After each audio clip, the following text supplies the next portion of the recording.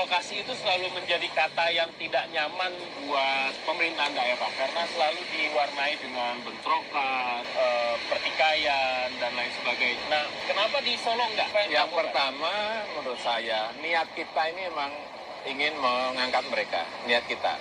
Jadi, tapi ada ketidakpercayaan, ada distrust dari pedagang kaki lima. Apa yang Bapak lakukan sih? Ya, saya undang mereka, saya ajak makan siang. Masih belum ketemu, ajak makan malam. Masih belum ketemu, 3 hari undang lagi makan siang. Berapa belum kali? ketemu, saya pernah mengundang sampai 54 kali untuk memindahkan satu kawasan ke tempat yang baru.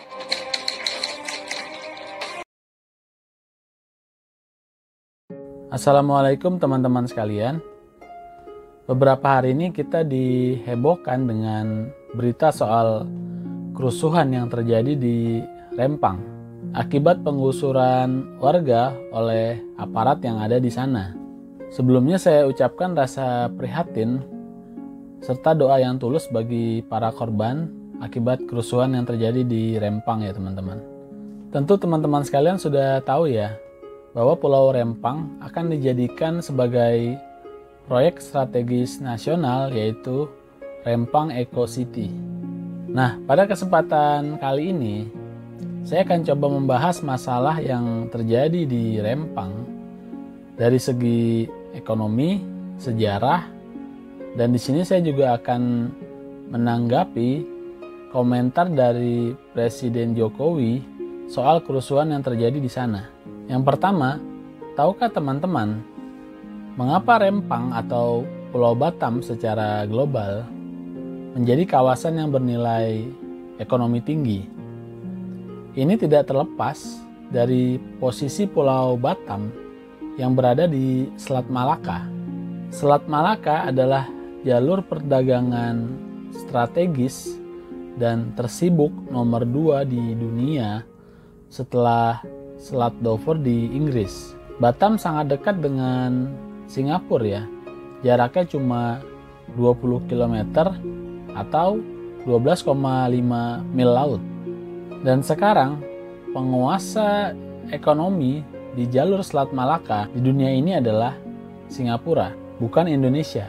Ratusan kapal peti kemas lalu lalang setiap harinya melewati Selat Malaka menuju pelabuhan-pelabuhan yang ada di Singapura untuk aktivitas perdagangan internasional. Inilah salah satu yang menyebabkan mengapa Singapura bisa berubah dari negara terbelakang menjadi negara maju seperti sekarang. Nah, jauh sebelum hari ini, bahkan jauh sebelum Singapura menguasai perekonomian di Selat Malaka, di tahun 1971, seorang yang bernama Insinyur B.J. Habibie sudah menyadari betapa penting dan strategisnya Pulau Batam sebagai jalur perdagangan dunia. Pak Habibie mengenalkan konsep yang namanya Barelang, Batam, Rempang, dan Galang. Pak Habibie percaya konsep Barelang ini jika digabung maka bisa menyaingi Singapura, apalagi luas 3 pulau ini 13% lebih luas daripada Singapura. Dan pastinya garis pantainya jauh lebih panjang dibandingkan Singapura. Berkat inisiasi Barelang dari B.J. Habibie, maka terbitlah Kepres nomor 41 tahun 1973 yang dikeluarkan oleh Presiden Soeharto waktu itu ya. Kepres ini menjadi dasar terbentuknya BP Batam atau Badan Pengusahaan Batam. Sampai dengan sekarang, Pak Habibie juga pernah menjabat sebagai Kepala BP Batam dari 1978 sampai 1998.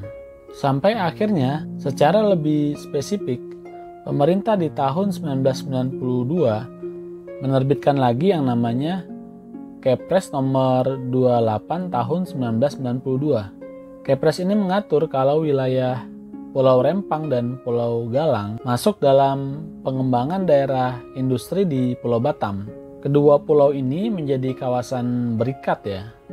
Nah, nanti teman-teman bisa googling ya, cari sendiri di Google apa itu yang dimaksud dengan kawasan berikat. Jadi kita tahu nih bahwa pemerintah sekarang tidak ujuk-ujuk baru sekarang ingin mengembangkan yang namanya kawasan ekonomi di Rempang. Akan tetapi, lagi dan lagi ya teman-teman, selalu saja dari dulu masalah kita itu tidak pernah segera mengeksekusi apa yang sudah lama direncanakan atau sering menunda-nunda eksekusinya. Bayangkan aja, dari 1973 sampai dengan sekarang, ya detik ini, Pulau Batam itu tidak benar-benar serius digarap sebagai kawasan khusus ekonomi. Saya bisa paham mengapa Pak Habibie begitu ngotot kepada Pak Harto waktu itu ya, agar benar-benar pemerintah itu memperhatikan Pulau Batam. Karena memang di zaman Pak Harto itu masih terkenal ya, atau masih kental sekali yang namanya Jawa sentris. Pembangunan hanya terpusat di Pulau Jawa. Daerah-daerah lain di Pulau Jawa hanya kebagian sedikit daripada kegiatan pembangunan. Apalagi dulu sistem pemerintahan masih sentralistik ya, belum desentralisasi seperti sekarang ya teman-teman. Nah, karena sudah terlalu lama wilayah itu dibiarkan begitu saja, ya sudah banyak masyarakat di sana yang kadung mendirikan rumah, yang nelayan dan pelaut ya sudah kadung bekerja sebagai nelayan, bermata pencarian sebagai pelaut ya, dan sebagainya. Ditambah lagi mereka pastinya beranak pinak ya. Sampai dengan sekarang jumlah penduduk di sana mencapai sekitar 7.500 orang. Apalagi sebetulnya jauh sebelum berdirinya BP Batam di tahun 1973 sudah ada warga lokal yang menetap ya, dan juga pendatang yang tinggal di Rempang. Bahkan katanya nenek moyang mereka itu sudah ada atau sudah tinggal di sana sejak tahun 1800-an. Walaupun masyarakat yang tinggal di sana tidak punya sertifikat tanah ya, karena memang wilayah Rempang itu sebagian besar adalah kawasan hutan yang berada atau dinaungi oleh Kementerian Lingkungan Hidup. Akibatnya sekarang, saat Pak Jokowi mengenalkan konsep yang namanya Indonesia sentris dan berencana ingin melanjutkan pengembangan kawasan Batam yang tertunda sekian tahun lamanya, pemerintah dihadapkan dengan yang namanya penolakan dari warga setempat. Padahal proyek strategis ini katanya nilai ekonominya sampai 381 triliun rupiah dan bisa membuka lapangan pekerjaan sebanyak 30.000. Soal kerusuhan yang terjadi di Rempang kemarin, padahal kalau benar pemerintah menjanjikan warga lokal yang terdampak pembangunan Rempang Eco City, pemerintah menjanjikan warga lokal dengan kompensasi setiap keluarga yang direlokasi akan mendapatkan kepemilikan tanah seluas 500 meter persegi dan akan dibangun di atasnya rumah tipe 45 seharga 120 juta rupiah dan bersertifikat hak milik. Ditambah lagi, setiap orang akan diberikan bantuan 1,2 juta per bulan selama masa pembangunan rumahnya ya. Nah, kalau ini benar, menurut saya apa yang dilakukan pemerintah itu sudah manusiawi ya. Tapi kenapa saya sempat baca ya di berita online ya, di media, itu ada warga lokal yang berkomentar ya saat ditanya wartawan soal penggusuran itu. Si warga ini sampai berkata bahwa penggusuran di Rempang itu lebih kejam dibandingkan binatang. Ayam saja katanya kalau dipindahkan dari kandang yang lama itu sudah disiapkan dulu kandang yang barunya. Sementara warga di sana itu ketika digusur atau direlokasi, tempat tinggal yang barunya ini belum disiapkan gitu.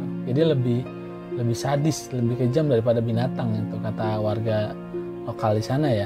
Nah, terlepas dari keinginan warga adat di Rempang yang tidak mau dipindahkan karena itu mereka merasa itu adalah tanah leluhur mereka yang sudah ditempati sekian ratusan tahun ya. Nah kalau masalahnya karena sebab satu ini ya, karena mereka merasa ini tanah leluhur, ya udah itu udah selesai masalahnya.